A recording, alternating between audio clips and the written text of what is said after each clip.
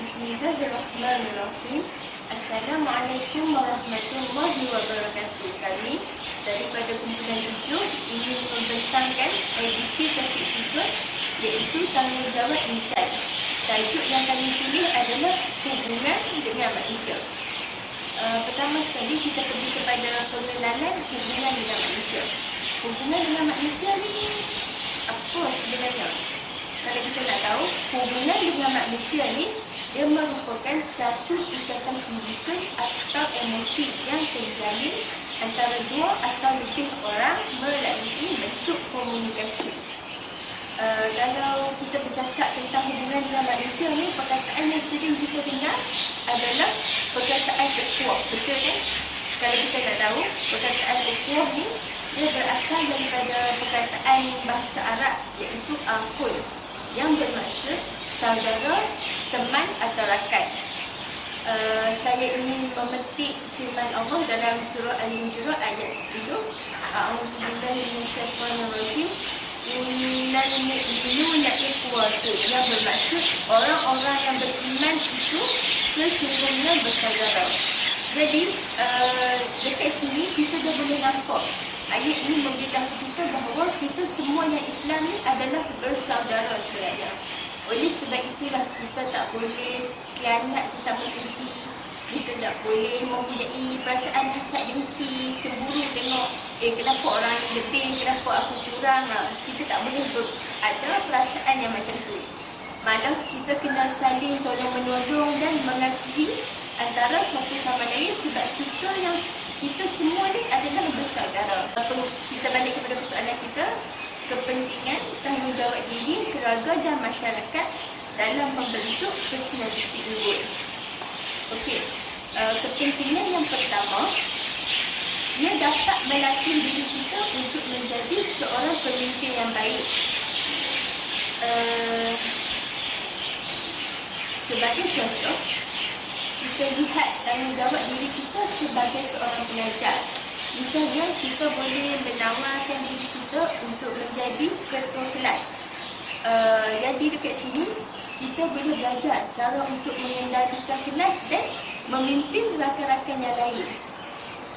Kat sini, kita boleh melatih diri kita daripada dulu kita malu-malu, tak berani ke depan. Bila kita menawarkan diri kita untuk jadi ketua kelas, secara tidak langsung, perkara itu sedikit sebanyak dia dapat melatih diri kita untuk menjadi seorang yang berani, seorang yang berkeyakinan. Perkara ini sangat penting kerana pelajar-pelajar lain, sebenarnya rakan-rakan kita yang lain ni, dia melihat ketua kelas tu berperwatakan macam mana, ketua kelas itu mengendalikan kelas macam mana sebenarnya. Sebab itulah kita perlu melaksanakan sesuatu amanah itu, sesuatu perkara itu dengan baik. Jadi dekat sini, rakan-rakan kita yang lain dapat jadikan diri kita sebagai teladan untuk mereka contohi dan mereka ikut dalam membentuk personality unggul. Selain itu, kita lihat juga tanggungjawab keluarga. Seperti mana yang kita tahu, dalam keluarga kita ni ada seorang ketua, iaitu ayah kita sendiri. Ketua keluarga ni, dia berperanan untuk mengurus dan memimpin ahli-ahli keluarga dia yang lain. Ketua keluarga ni dia berperanan untuk memimpin ahli-ahli keluarga dia yang lain ke arah yang baik. Supaya apa? Supaya keluarga yang terbentuk itu adalah sebuah keluarga yang ceria dan harmoni. Cuba kita bayangkan, apabila seseorang ketua keluarga itu dapat memimpin ahli keluarga dia dengan baik, dia dapat menjalankan amanah dia dengan baik, secara tidak langsung perkara itu sudah pun melatih diri dia untuk menjadi seorang pemimpin yang baik, kerana dia berjaya untuk mengendalikan keluarga dia, dia berjaya untuk mewujudkan keluarga sakinah mawaddah. Kita kena ingat tugas ataupun amanah sebagai ketua keluarga ini bukanlah satu perkara yang mudah. Sebab itulah kita perlu mengganas amanah itu dengan sebaik-baiknya. Sebab perkara itulah dapat sedikit sebanyak dapat melatih diri kita untuk menjadi pemimpin yang baik sebenarnya. Seterusnya saya serahkan pemandangan ini kepada ahli kumpulan saya yang lain. Berbalik kepada soalan tersebut, kepentingan tanggungjawab diri keluarga dan masyarakat dalam membentuk personaliti unggul. Okey, tanggungjawab bagi masyarakat pula, masyarakat perlu membuat aktiviti ataupun kempen-kempen untuk membentuk ataupun melatih personaliti unggul bagi generasi akan datang. Okey, sebagai contoh, kita boleh membuat kempen-kempen ataupun program jati diri khususnya kepada generasi akan datang untuk menguatkan mereka tentang ataupun memberi ilmu pengetahuan tentang personaliti unggul. Okey, aktiviti ini sangat penting kepada generasi untuk mengikut dan mengetahui ataupun meluaskan lagi ilmu pengetahuan tentang menjadi seorang yang mempunyai personaliti yang unggul. Apabila tanggungjawab diri, keluarga dan masyarakat telah dilaksanakan, maka individu tersebut akan menanamkan sifat sentiasa amanah dan berdisiplin dalam kehidupan sehari-harinya.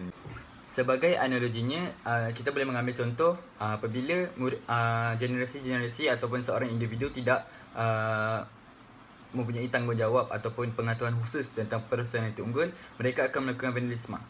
Vandalisme merupakan satu sifat yang merosakkan segala harta benda yang berkaitan dengan alam. Contoh, di sekolah mempunyai pilih-pilih bomba ataupun mural-mural di sekolah. Orang yang tidak bertanggungjawab ataupun tidak mempunyai pengetahuan tentang ilmu tersebut akan merosakkan semua harta benda sekolah. Okey, sebagai contoh lagi yang saya boleh berikan, okey, contoh-contoh yang berkaitan dengan alam. Yang berkaitan dengan alam, mereka akan membuang sampah di merata-merata tempat. Mereka akan menebang pokok sesuka hati tanpa permit yang sah. Okey, sebagai contohnya. Hal ini berkait rapat dengan hubungan alam. Sangat berkait rapat. Kesimpulannya, apabila suatu negara yang rakyatnya bertanggungjawab terhadap alam sekitar, sudah pasti individu atau masyarakat tersebut, negara akan menjadi suatu wadah yang unggul untuk mencapai kemajuan negara pada masa akan datang. Bismillahirrahmanirrahim. Hari ini saya nak jelaskan tentang apakah peranan kita terhadap agama. Kalau cakap pasal agama ni, banyak perkara yang nak dijelaskan. Tapi apa yang saya nak tekankan kat sini adalah tanggungjawab terhadap agama.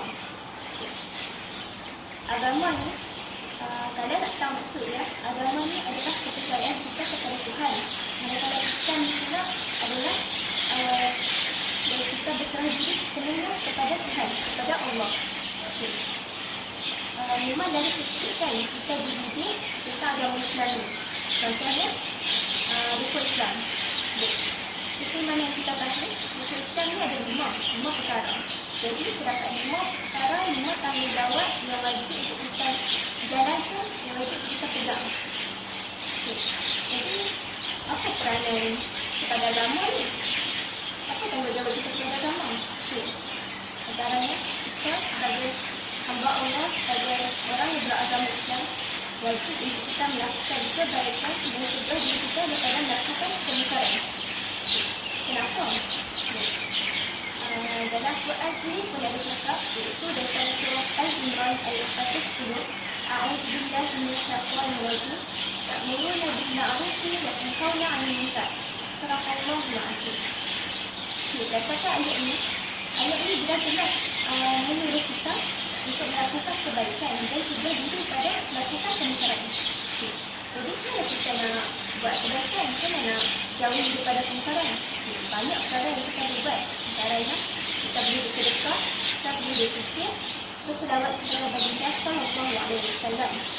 Dan banyak lagi. Jadi, macam mana nak cegah daripada melakukan kemungkaran?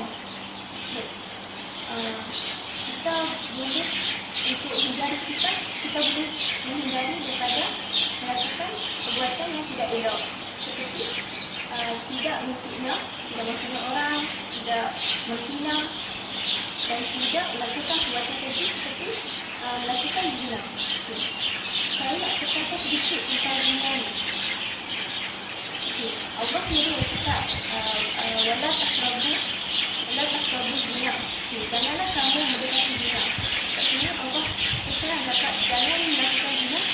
Apakah lagi nak dekatkan daripada melakukan zina. Nak dekatkan tak boleh. Jadi nasihat saya kepada semua dan kepada diri saya juga, jagalah diri baik-baik dan berhati-hatilah dalam melakukan satu perkara. Yang kedua, sebenarnya kita nak tunjukkan rasa tanggungjawab kita kepada agama. Iaitu kita janganlah nak menghina agama. Kita tak boleh nak hina agama orang lain. Apatah lagi agama kita sendiri. Itu agama Islam. Hanya kerana agama Islam ni agama suci, agama yang bersih. Seperti mana yang kita tahu, pernah ada satu isu ni berkaitan dengan seorang wanita yang mengaku dirinya menghafal 15 juzuk. Tapi pada akhirnya dia memperlihatkan dirinya dengan membuka pakaiannya secara model dan kepada khalayak orang ramai di tempat awam. Kalau kat sini kita tahu dia dah memperlihatkan agama. Apatah lagi marah dia. Jadi kat sini kawan-kawan pun sekalian semua pun mesti tahu kan perkataan ni. Saat agamamu dihina, lalu kamu tidak berbuat apa-apa, maka gantikanlah pakaianmu dengan kain kafan. Kata boleh hampa. Kat sini nak kata betapa pentingnya agama Islam ni. Betapa pentingnya agama Islam ni dan kehidupan kita. Agama Islam juga penting sebab agama ni merupakan panduan dalam hidup kita. Ataupun kata lain, the way of our life. Katakanlah seandainya kita tidak menjadikan agama Islam ni sebagai panduan hidup kita, apa yang terjadi pada hidup kita? Hidup kita, kehidupan kita akan cerah. Kita akan hilang harus hidup. Apatah lagi kita akan sesat. Jadi, apa yang saya nak ilmukan kat sini adalah agama Islam ni adalah agama yang penting. Kita wajib hormat agama, kita wajib jadikan agama ni sebagai panduan hidup kita. Sehingga agama Islam itu adalah agama yang indah. Saya serahkan perbincangan saya ini kepada kawan lain. Jadi saya sambung daripada rakan akhir saya tadi. Kita nak cakap sebagai refleksi ni adalah bayangan ataupun gambaran. Jadi kita sebagai manusia ni di atas muka bumi, apa tanggungjawab kita? Sebab semua orang ada tanggungjawab masing-masing. Jadi daripada tanggungjawab dari segi agama, seperti rakan ahli saya katakan tadi, tanggungjawab dari segi bangsa, bagaimana kita dengan orang ataupun kawan-kawan lain, kawan-kawan kita ataupun orang yang lebih tua pada kita macam ibu bapa, guru, dan orang yang tua-tua macam nenek atau itu kita. Dan tanggungjawab negara, kena buat apa untuk negara, macam itulah. Okay, jadi saya petik daripada sepotong ayat Al-Quran, daripada surah Al-Hujurat. Wahai orang-orang yang beriman, janganlah ada sesuatu kaum yang mempermain-mainkan kaum yang lain. Boleh jadi kerana kaum yang dipermainkan itu lebih baik daripada mereka yang mempermain-mainkan kaum yang lain. Dan janganlah pula ada golongan-golongan perempuan yang mempermainkan perempuan-perempuan yang lain. Boleh jadi perempuan yang dipermainkan itu adalah lebih baik daripada perempuan yang mempermainkan perempuan tersebut. Jadi janganlah kamu saling mencela satu sama lain dan jangan saling memanggil dengan gelaran-gelaran buruk, kerana seburuk-buruk panggilan adalah kefasikan setelah beriman. Dan barang siapa yang tidak bertaubat, maka mereka itu orang-orang zalim. Jadi bila diteliti balik makna sepotong ayat daripada surah tersebut, dapat kita lihat bahawa Islam ni mengajar kita supaya sentiasa menghormati antara satu sama lain, tak kira agama ataupun bangsa. Jadi di sini saya ingin mengatakan bahawa tanggungjawab kita terhadap bangsa adalah saling menghormati antara satu sama lain. Sebagai contoh kan, jadi kita ni seorang pelajar, universiti, kita ni mempunyai kaum yang pelbagai. Jadi tapi fakulti kita tak adalah. Tapi kalau kita duduk bila kita ada program apa, kita akan bersama dengan kaum-kaum yang lain, bangsa yang lain. Jadi kita kena menghormati antara satu sama lain. Contoh macam kita diberikan kumpulan dengan berbagai kaum ataupun bangsa macam Cina, India, Melayu bercampur-campur kan. Lepas tu kita kena bersatulah antara satu sama lain. Buat kata bukan berpatah, bersatu teguh, bercerai roboh. Jadi kita kenalah bersatu antara satu sama lain. Lepas tu kita kena terima pendapat sesama kita. Kita tak boleh je terima pendapat kita saja. Kita kena terima pendapat kawan-kawan yang lain. Takkan kita asyik nak terima kita je, kita tak mau terima orang punya. Jadi bila kita terima antara sama-sama lain, kita dapat baiki diri kita, dapat baiki diri orang lain dan sebagainya. Lepas tu semua orang ni ada hak nak suarakan pendapat. Jadi kita kena bebas bersuara, bebas hak bersuara antara sama lain. Jadi kita kena menghormati supaya tiada perbalahan, pergaduhan dan kawan kita tu kecil hati dengan kita. Jadi sebagai kesimpulan, kita haruslah mengukuhkan persahabatan ataupun perkenalan antara satu sama lain, menghormati supaya tiada pergaduhan, agar kita sentiasa bahagia dan senang antara satu sama lain. Jadi saya serahkan kepada ahli pembahas saya yang lain. Seterusnya adab, jaga adab atau budi bahasa sebangsa. Yang pertama, kita sebagai manusia perlu menjaga seluruh dalaman kita. Seluruh dalaman kita ni takkan mengawal semua seluruh badan kita. Jadi, contohnya kalau roh kita tu suka kita buat jahat, dia buat jahat. Roh kita suka kita baik, kita bukan kebaikan. Okey, di sini dalam salah satu aspek adab merupakan salah satu kebaikan yang perlu kita terapkan dalam diri setiap masyarakat. Itu dikatakan sebagai tanggungjawab yang dikatakan oleh untuk membentuk persekutuan yang unggul. Jika kita sebagai rakyat ataupun kita sebagai umat Islam, kita perlu hargai dan kita perlu menjaga ketatanegaraan, tertib kita. Kerana adab sesama orang lain itu adalah kunci utama dia. Kerana kita sebagai umat Islam, tak kira lah Cina, India mahupun Iban apa semua, mereka Islam, tetapi kita perlu hormat mereka, kita perlu menjaga adab dengan mereka.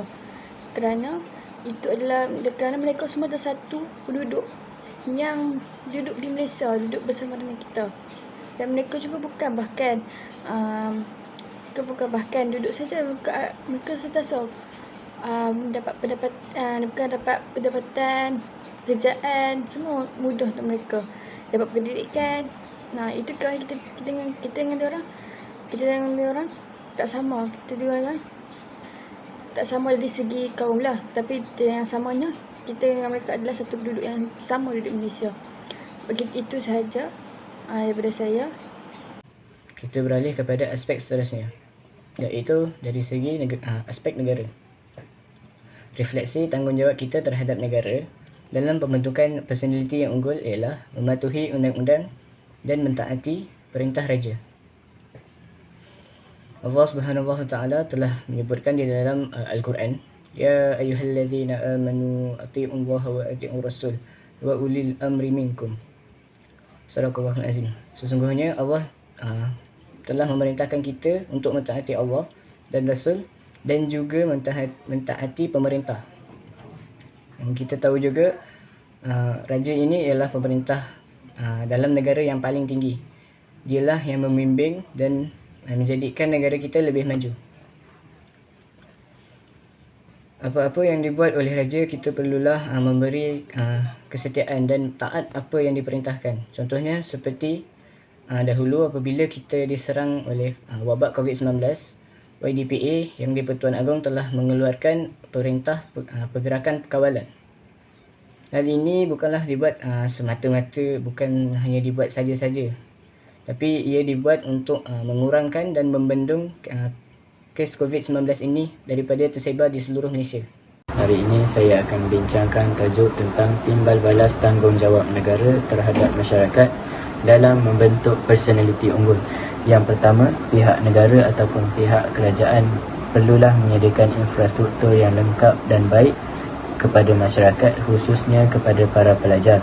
Hal ini kerana ini akan dapat menarik minat para pelajar untuk menyambung pengajiannya di institusi pengajian tinggi maupun di sekolah rendah ataupun sekolah menengah. Antara langkah yang boleh diambil oleh pihak kerajaan ialah menaik taraf infrastruktur yang terdapat di IPT, sebagai contoh infrastruktur sukan dan perpustakaan. Selain itu, pihak kerajaan juga boleh menyediakan perkhidmatan yang lengkap di sekolah rendah ataupun sekolah menengah. contohnya telefon awam. Oleh itu, saya mengharapkan di Universiti Sultan Zainal Abidin ini dapat menyediakan infrastruktur yang lebih baik dan menarik. Sebagai contoh, mewujudkan sebuah kolam renang. Itu saja dari saya. Saya serahkan kepada rakan saya yang lain. Di sini saya ingin menerangkan iaitu tindak balas tanggungjawab negara kepada rakyat dalam membentuk personaliti unggul di dalam kalangan rakyat kita di Malaysia. Okey, yang pertama, negara atau pihak kerajaan melaksanakan pelbagai program untuk memupuk rakyat supaya lebih rajin, berpengetahuan dan mesra. Mengapakah kerajaan perlu melaksanakan program tersebut? Okey, yang pertama, kita kena sedar bahawa Malaysia ini terdiri daripada pelbagai kaum, iaitu kaum Melayu, Cina dan India dan juga lain-lain lagi. Di samping itu juga generasi pada zaman kini terlalu alpa dengan gadget dan media sosial sehingga generasi kini tidak keluar secara bersemuka untuk beramah mesra antara satu sama lain. Okey. Kerajaan haruslah mengadakan aktiviti komuniti seperti aktiviti gotong royong, aktiviti rumah terbuka yang terdiri daripada perayaan utama di Malaysia seperti perayaan Hari Aidilfitri, Tahun Baru Cina dan Hari Deepavali. Okey. Melalui kesan aktiviti ini, kerajaan dapat mewujudkan rakyat yang prihatin dan juga cakna dengan budaya dan adat resam antara kaum. Okey. Negara kita akan menjadi amanah harmoni serta tiada perbalahan antara satu sama lain. Secara kesimpulannya, kerajaan dapat melahirkan rakyat yang mempunyai personaliti tinggi dan mesra antara satu sama lain. Itu saja yang saya dapat terangkan. Jadi itu sahaja daripada kumpulan kami. Sekian, terima kasih.